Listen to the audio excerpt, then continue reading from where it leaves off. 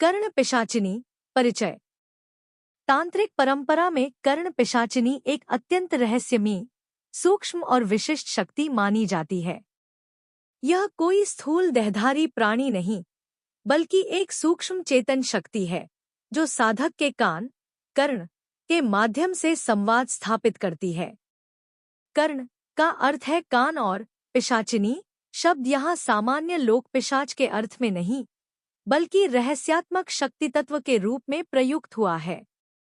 इस प्रकार कर्ण पिशाचिनी वह तांत्रिक शक्ति है जो साधक के कान में गुप्त ज्ञान, भविष्य कथन, संकेत और उत्तर प्रदान करती है। शास्त्रीय संदर्भ और स्वरूप। तंत्रशास्त्रों में कर्ण पिशाचिनी को ज्ञानवाणी की अधिष्ठात्री शक्ति कहा गया है। यह शक्ति न तो पूर्णतः देवी स्वरूप है और न ही सामान्य पिशाच योनि की तरह अशुभ। यह उभयात्मक शक्ति मानी जाती है, अर्थात साधक की पात्रता, संयम और साधनाविधि के अनुसार यह शुभ अथवा अशुभ दोनों रूपों में फल दे सकती है। शास्त्रों में इसे रहस्य विद्या, त्रिकाल ज्ञान और गुप्त सूचना प्रदान करने वाली शक्ति बताया गया है। कर्ण पिशाचिनी की कार्यप्रणाली। कर्ण पिशाचिनी साधक से प्रत्यक्ष रूप में संवाद नहीं करती, बल्कि यह सूक्ष्म वाणी के माध्यम से कान में संकेत देती है। यह संकेत कभी शब्दों के रूप में, कभी स्वप्न के माध्यम से और कभी अंतःप्रेरणा के रूप में प्रकट होते हैं। अनुभवी साधकों के अनुसार यह शक्ति प्रश्न पूछने पर उत्तर देती है, भविष्य की घटनाओं के संकेत देती है तथा गुप्त विषयों का ज्ञान कराती है। किंतु यह भी कहा गया है कि यह शक्ति परीक्षा लेती है और साधक के अहंकार, लोभ अथवा अधैर्य को देखकर भ्रम भी उत्पन्न कर सकती है। साधक के लिए आवश्यक योग्यताएं। कर्ण पिशाचिनी साधना अत्यंत गोपनीय और कठिन मानी जाती है। इसके लिए साधक में निम्न गुणों का होना आवश्यक बताया गया है। मानसिक स्थिरता और दृढ़ एकाग्रता, गुरु परंपरा में दीक्षित होना, ब्रह्मचर्य, संयम और शुद्ध आचरण, मंत्र जप में निरंतरता और श्रद्धा, भय, अहंकार और लालच से मुक्त मन। शास्त्रों में स्पष्ट चेतावनी दी गई है कि बिना गुरु के मार्गदर्शन के इस प्रकार की साधनाएं साधक के मानसिक संतुलन को बिगाड़ सकती हैं। शुभ फल और सावधानियां। यदि कर्ण पिशाचिनी साधक से संतुष्ट हो जाती है, तो वह उसे तीव्र बुद्धि, वाक्सिद्धि, भविष्य कथन की क्षमता तथा रहस्यमय ज्ञान प्रदान करती है। परंतु यदि साधक नियमों का उल्लंघन करता है या शक्ति का दुरुपयोग करता है, तो यह शक्ति भय, भ्रम, अनिद्रा और मानसिक अशांति भी उत्पन्न कर सकती है। इसलिए तंत्रशास्त्र में कहा गया है, पिशाचिनी विद्या विनयेन साध्या, न तो लोभेन न च दर्पेन। अर्थात पिशाचिनी विद्या विनय से सिद्ध होती है, लोभ और अहंकार से नहीं। निष्कर्ष। कर्ण पिशाचिनी तांत्रिक साधना परंपरा की एक रहस्यमयी और गूढ़ शक्ति है, जिसे केवल योग्य, संयमी और गुरु निर्देशित साधक ही साध सकते हैं। यह शक्ति न तो स्वतः शुभ है और न ही पूर्णतः अशुभ, बल्कि साधक के भाव, उद्देश्य और आचरण के अनुसार अपना स्वरूप प्रकट करती है। अतः इसे केवल ज्ञान के रूप में समझना और श्रद्धा व विवेक के साथ ग्रहण करना ही शास्त्र सम्मत माना गया है। कर्ण पिशाचिनी के प्रकार। शास्त्रीय मान्यताओं के अनुसार तंत्र ग्रंथों और लोकतांत्रिक परंपराओं में कर्ण पिशाचिनी को एकरूप नहीं माना गया है। साधक की प्रकृति, संस्कार और साधना भूमि के अनुसार इसके भिन्न भिन्न स्वरूप माने गए हैं। एक दिव्य कर्ण पिशाचिनी।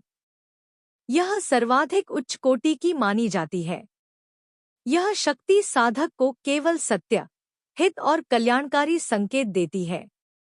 इसके प्रभाव से साधक में विवेक, शांति और वैराग्य की वृद्धि होती है। इसे प्रायः देवी तत्व से समीप माना गया है। 2. मध्य कर्ण पिशाचिनी। यह सामान्य तांत्रिकों और जिज्ञासुओं से संबंधित मानी जाती है। यह शक्ति प्रश्नों के उत्तर देती है, परंतु कई बार परीक्षा स्वरूप अस्पष्ट संकेत भी देती है। इसका स्वभाव न पूर्णतः शुभ होता है और न पूर्णतः अशुभ। 3. निम्न करण पिशाचिनी। यह स्वरूप अधिकतर लोभ, अहंकार या अधैर्य वाले साधकों से जुड़ा बताया गया है। यह भ्रम, भय और अस्थिरता उत्पन्न कर सकती है। शास्त्रों में इसी प्रकार की शक्ति से सावधान रहने की सर्वाधिक चेतावनी दी गई है। कर्ण पिशाचिनी और मनोवैज्ञानिक पक्ष। कुछ आचार्यों के अनुसार कर्ण पिशाचिनी को केवल बाह्य सत्ता मानना अधूरा दृष्टिकोण है। वे इसे अवचेतन मन की जागृत शक्ति भी मानते हैं। जब साधक का मन अत्यंत एकाग्र हो जाता है, तब अंतर्मन की सूक्ष्म ध्वनियां, विचार और संकेत कर्ण पिशाचिनी के रूप में अनुभूत होते हैं। इस दृष्टि से यह शक्ति अंतर्ज्ञान, इंट्यूइशन, तीव्र स्मरण शक्ति, सूक्ष्म संकेतों को ग्रहण करने की क्षमता का प्रतीक भी मानी जाती है। लोक कथाओं और मिथकों में कर्ण पिशाचिनी। भारतीय लोक परंपराओं में कर्ण पिशाचिनी को लेकर अनेक कथाएं प्रचलित हैं। कहा जाता है कि यह शक्ति एकांत, रात्रि और मौन में अधिक सक्रिय होती है। यह केवल उन्हीं से संवाद करती है जो धैर्यवान हों। यह कभी भी संपूर्ण सत्य एक साथ नहीं बताती, बल्कि संकेतों में बात करती है। इन कथाओं का उद्देश्य भय उत्पन्न करना नहीं, बल्कि संयम और मर्यादा का बोध कराना माना जाता है। कर्ण पिशाचिनी और वाक्सिद्धि। तंत्रशास्त्र में कर्ण पिशाचिनी का संबंध वाक्शक्ति से जोड़ा गया है। माना जाता है कि इसके प्रभाव से वाणी प्रभावशाली होती है, शब्दों में वजन आता है, कही गई बात लोगों के मन पर प्रभाव डालती है। इसी कारण कुछ ग्रंथों में इसे वाणी की गुप्त सहचरी भी कहा गया है। शास्त्रीय चेतावनी और नैतिक दृष्टिकोण। प्राचीन आचार्यों ने स्पष्ट लिखा है कि कर्ण पिशाचिनी जैसे विषयों को प्रदर्शन का साधन नहीं बनाना चाहिए। सांसारिक छलकपट हेतु प्रयोग नहीं करना चाहिए और न ही बिना गुरुमार्ग दर्शन के गंभीरता से अपनाना चाहिए, क्योंकि यह विषय मानसिक संतुलन और नैतिकता से सीधे जुड़ा हुआ है। निष्कर्ष, गंभीर शैली में कर्ण पिशाचिनी भारतीय तांत्रिक परंपरा का एक गूढ़, सूक्ष्म और बहुआयामी विषय है। यह न तो केवल भय की वस्तु है और न ही चमत्कार का साधन। यह विषय साधक के मन, विवेक और उद्देश्य का प्रतिबिंब है। शास्त्रों की दृष्टि में इसका वास्तविक महत्व आत्मसंयम, अंतर्ज्ञान और विवेक विकास से जुड़ा हुआ है, न कि केवल भविष्य जानने की उत्कंठा से। कर्ण पिशाचिनी, लाभ और हानि के द्वंद्व पर आधारित एक रहस्यमयी कथा। एक मौन की देहरी। उत्तर भारत के प्राचीन वनांचल में, जहां साल और पीपल के वृक्ष आकाश से बातें करते थे, वहां एक छोटा सा आश्रम था, मौनाश्रम। यह नाम यूं ही नहीं पड़ा था। यहाँ शब्दों से अधिक मौन की साधना होती थी, क्योंकि आचार्य सोमदेव मानते थे कि जो सुनना सीख ले, वही जान सकता है। इसी आश्रम में आया था एक युवक, आर्यव्रत। उसकी आंखों में जिज्ञासा थी, मन में असंतोष और हृदय में अदृश्य भय। उसने बहुत सुना था कर्ण पिशाचिनी के विषय में। कहते थे, जो कानों में बोलती है, जो प्रश्नों के उत्तर देती है, जो भविष्य के पर्दे उठा देती है। आर्यव्रत जानना चाहता था, क्या यह ज्ञान है या अभिशाप? आचार्य सोमदेव ने उसे देखा, पर प्रश्न नहीं पूछा। उन्होंने केवल इतना कहा, जो सुनना चाहता है, उसे पहले सहना सीखना होगा। आर्यव्रत समझ नहीं पाया, पर वह ठहर गया। 2. प्रथम संकेत। रात का तीसरा प्रहर। वन में हवा नहीं थी, फिर भी पत्ते हिल रहे थे। आर्यव्रत ध्यान में बैठा था। तभी उसे लगा, किसी ने उसका नाम लिया। वह चौंका। फिर एक और ध्वनि, बहुत धीमी, मानो कान के भीतर से उठी हो। आर्यव्रत। वह डर गया। यह वही था, जिसके बारे में उसने सुना था। कर्ण पिशाचिनी का प्रथम संकेत। उस क्षण उसे एक लाभ दिखा, अज्ञात से संवाद। पर उसी क्षण पहली हानि भी, भय का जन्म। आचार्य सोमदेव की बात उसे याद आई, जो सुनना चाहता है उसे सहना सीखना होगा। 3 लाभ का मधुर स्वाद। अगले दिनों में संकेत बढ़े। कभी स्वप्न, कभी अंतःवाणी, कभी अस्पष्ट शब्द। आर्यव्रत ने प्रश्न पूछे, साधारण, फिर गूढ़। उत्तर मिले, कभी स्पष्ट, कभी प्रतीकात्मक। उसने जाना कि कौन मित्र है, कौन शत्रु, कौन अवसर आएगा, कौन संकट, कौन सत्य बोलेगा, कौन छल। लाभ स्पष्ट था, ज्ञान की तीव्रता। उसकी बुद्धि तेज हुई, निर्णय सटीक होने लगे। लोग उसकी बातों से प्रभावित होने लगे। उसकी वाणी में वजन आ गया। यह वाक्सिद्धि का आभास था। पर लाभ के साथ एक सूक्ष्म हानि भी पनप रही थी, अहंकार। 4 परीक्षा का आरंभ। एक रात वही ध्वनि फिर आई। तू जानता है, पर क्या तू संभाल सकता है? आर्यव्रत ने उत्तर नहीं दिया। अगली सुबह एक संकट आया। आश्रम के पास के गांव में झूठा आरोप लगा। सबकी निगाहें आर्यव्रत पर थी। वह सच जानता था, संकेत उसे पहले ही मिल चुके थे। उसने सत्य कहा और संकट टल गया। लोगों ने उसे महिमा मंडित किया। लाभ, यश, हानि, स्वयं को विशेष मानने की भावना। कर्ण पिशाचिनी की ध्वनि आई। लाभ मीठा है, पर दांत टूटते देर नहीं लगती। 5 भय का साया। धीरे धीरे ध्वनियां बढ़ने लगी। कभी बिना बुलाए, कभी अनचाहे। आर्यव्रत रातों को जागने लगा। मौन अब भारी लगने लगा। उसे लगा, यदि वह न सुने तो कुछ छूट जाएगा। यहाँ हानि स्पष्ट हुई, आसक्ति। आचार्य सोमदेव ने उसे देखा। बोले, जब ज्ञान तुम्हें बुलाने लगे, समझ लेना, अब परीक्षा कठिन है। आर्यव्रत ने पहली बार स्वीकार किया, वह डरता है। 6 रहस्य का द्वार। आचार्य ने एक कथा सुनाई। एक साधक था, जिसने सब जान लिया। पर एक दिन उसने पूछा, मेरे अंत का समय क्या है? उत्तर मिला। उसी दिन से वह जीना भूल गया। आर्यव्रत समझ गया, हर प्रश्न लाभ नहीं देता। कर्ण पिशाचिनी की ध्वनि आई। जो सब जानना चाहता है, वह कुछ जी नहीं पाता। यह चेतावनी थी। 7 हानि का विकराल रूप। एक दिन आर्यव्रत ने लोभवश एक प्रश्न पूछा, दूसरों पर प्रभुत्व का। ध्वनि आई, पर वह भारी थी। उसी रात उसे भयावह स्वप्न आए। नींद टूटी, मन अशांत हुआ। यह हानि थी, मानसिक संतुलन का डगमगाना। उसने समझा, यह शक्ति दर्पण है।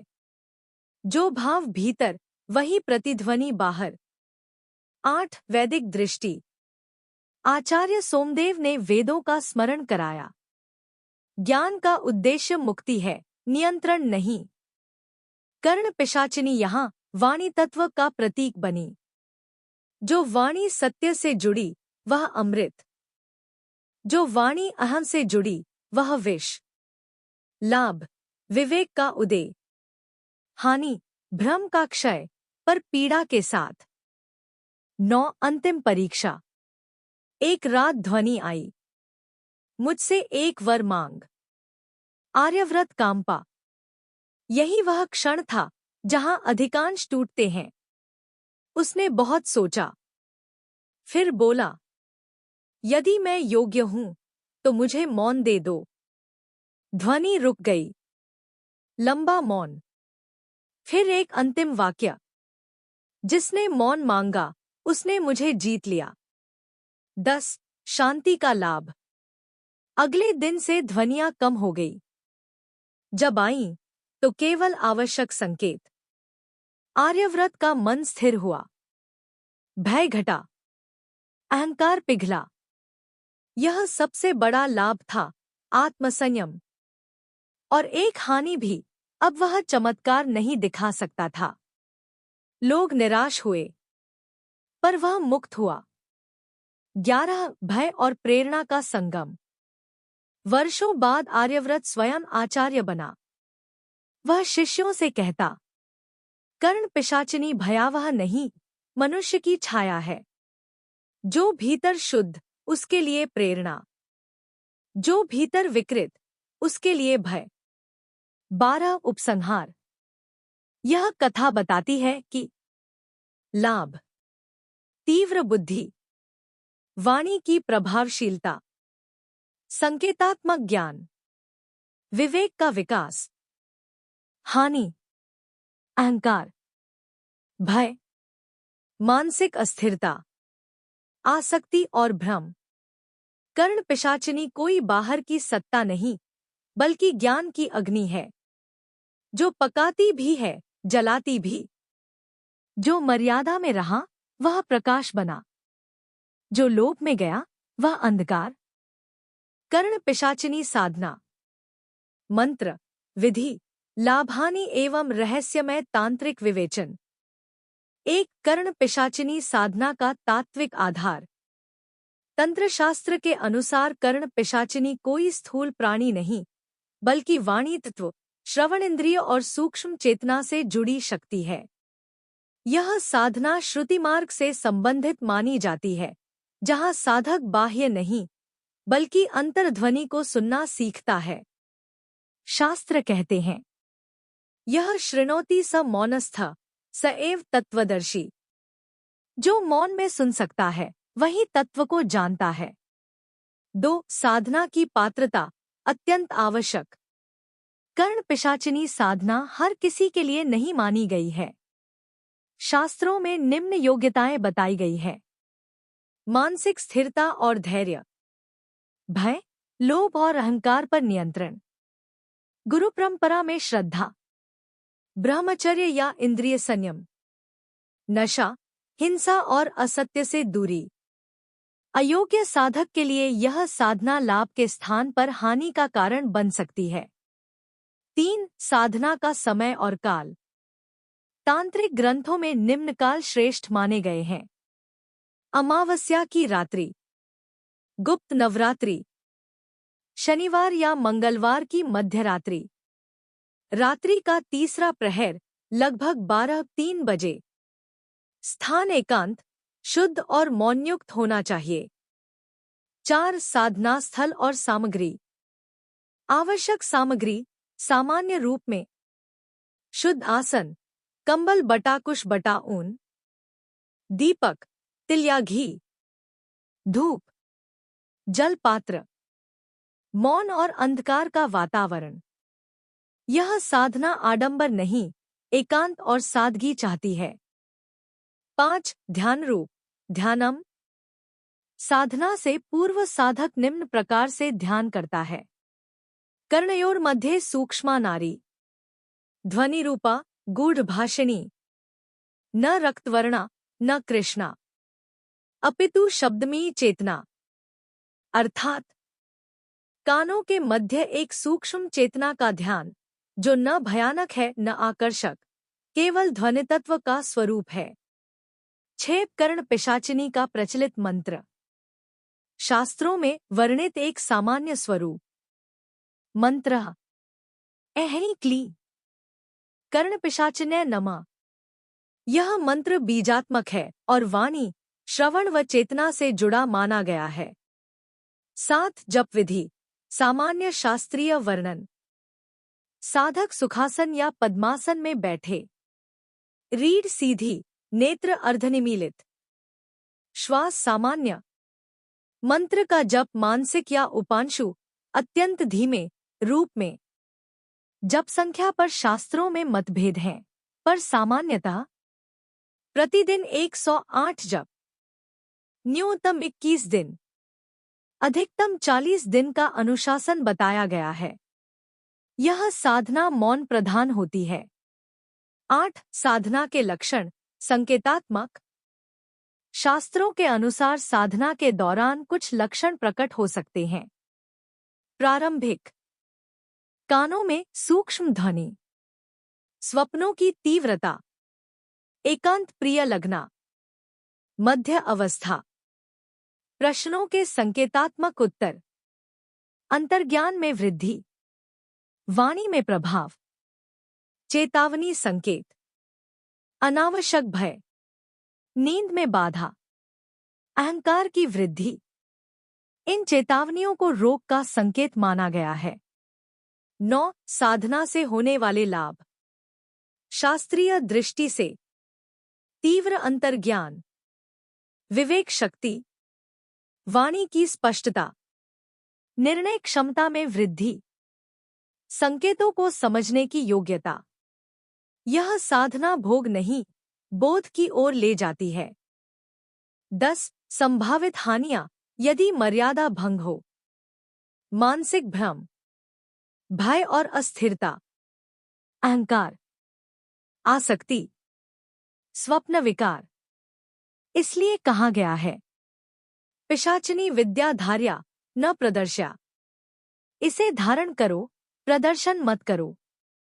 11 साधना का समापन उपसंहार भाव। साधना पूर्ण होने पर साधक मौन, कृतज्ञता और संयम बनाए रखता है। किसी भी अनुभव को तुरंत व्यक्त करना वर्जित माना गया है। 12 अंतिम शास्त्रीय चेतावनी। कर्ण पिशाचिनी साधना खेल नहीं, चमत्कार नहीं, शक्ति प्रदर्शन नहीं। यह मन के दर्पण को तीक्ष्ण करने की प्रक्रिया है। जो शांत है उसके लिए यह प्रकाश है, जो लोभी है उसके लिए यह भय।